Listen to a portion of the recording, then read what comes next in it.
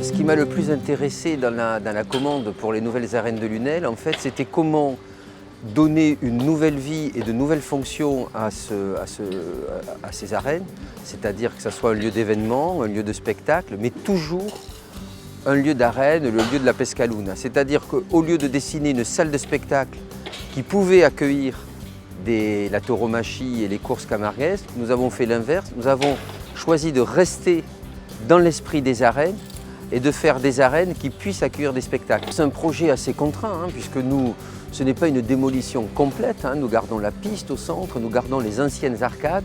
Donc le projet, en fait, est un projet qui superpose l'intervention contemporaine avec une histoire que nous voulions garder, qui sera elle aussi mise en scène. Il n'y a pas beaucoup de cabinets d'architectes qui sont habitués à faire des arènes.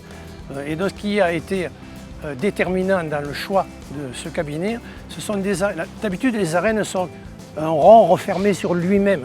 Et ici elles seront bien sûr fermées sur la piste, mais ouvertes et en contact pour vivre avec l'extérieur. Et ça a été déterminant. J'ai la chance d'avoir vécu des courses camarguaises en tant que spectateur, d'être aussi originaire de cette région. Et mon travail, depuis le départ, s'intéresse au contexte. C'est-à-dire que j'ai toujours défendu une architecture qui soit attentive au climat, au contexte, mais qui ne soit pas dans le kitsch et dans la nostalgie. Avec les arènes de Lunel, je crois que nous montrons une troisième voie, qui est celle d'une architecture résolument en phase avec son temps, mais néanmoins aussi attentive au climat et attentive aux cultures locales. Ici, on a un équipement culturel, on a un équipement festif, on a un équipement qui fait vraiment partie de l'histoire de la cité, mais qui reste en cœur de ville.